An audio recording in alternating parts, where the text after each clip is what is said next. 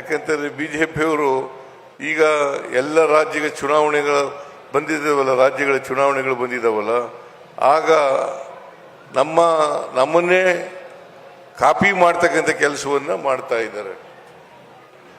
ಯಾರು ಟೀಕೆ ಮಾಡ್ತಾ ಇದ್ರು, ಯಾರು ನಮಗೆ ಇದು ಅಭಿವೃದ್ಧಿ ಕೆಲಸಗಳಿಗೆ ದುಡ್ಡಿಲ್ಲ ಅಂತ ಇದ್ರು, ಅವರೇ ಇವತ್ತು ಆ ಗ್ಯಾರಂಟಿ ಯೋಜನೆಗಳನ್ನು ಕಾಪಿ ಮಾಡ್ತಕ್ಕಂಥ ಕೆಲಸವನ್ನು ಮಾಡ್ತಾ ಇದ್ದಾರೆ.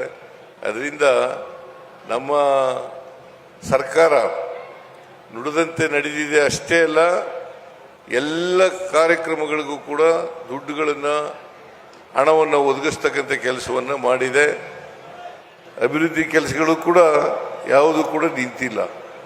ಈಗ ಇವತ್ತು ಪಿರಿಯಾಪಟ್ಟಣದಲ್ಲಿ ಸುಮಾರು 419 ಕೋಟಿ ಅಭಿವೃದ್ಧಿ ಕೆಲಸಗಳಾಗ್ತಾ ಇದ್ದಾವೆ ಅಂತಂದರೆ, ಈಗ ಬೆಳಿಗ್ಗೆ ಗುಂಡ್ಲುಪೇಟೆನಲ್ಲಿ ಸುಮಾರು 523 ಕೋಟಿ ರೂಪಾಯಿಗಳ ಅಭಿವೃದ್ಧಿ ಕೆಲಸಗಳನ್ನು ಮಾಡಿದವು.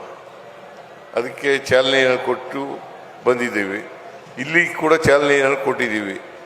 ಇದು ಇಡೀ ರಾಜ್ಯದಲ್ಲಿ ಎಲ್ಲ ತಾಲೂಕುಗಳಲ್ಲಿ, ಎಲ್ಲ ಕ್ಷೇತ್ರಗಳಲ್ಲಿ ಅಭಿವೃದ್ಧಿ ಕೆಲಸಗಳು ನಡೀತಾ ಇದ್ದಾವೆ.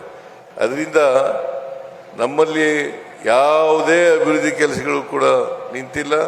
ನಮ್ಮ ಈ ವರ್ಷದ ಬಜೆಟ್ 4,48,004 ಕೋಟಿ, 4,48,004 ಕೋಟಿ.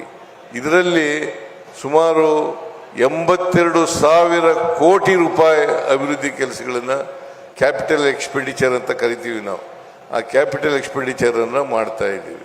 ಅದರಿಂದ ನೀವೆಲ್ಲರೂ ಕೂಡ ತಿಳ್ಕೋಬೇಕು, ಈ ಸರ್ಕಾರಕ್ಕೆ ನೀವೇನು ಆಶೀರ್ವಾದ ಮಾಡಿ ಕಳಿಸಿದ್ರೆ, ನಿಮ್ಮ ಆಶೀರ್ವಾದದಿಂದ ಬಲದಿಂದ ನಾವೆಲ್ಲ ಈ ಕೆಲಸಗಳನ್ನು ಮಾಡ್ತೇವೆ. ನಾವು ಮುಂದೆನೂ ಕೂಡ ಮಾಡ್ತೇವೆ ಅಂತಕ್ಕಂಥ ಮಾತುಗಳನ್ನು ಈ ಸಂದರ್ಭದಲ್ಲಿ ಹೇಳಲಿಕ್ಕೆ ಬಯಸ್ತೇನೆ.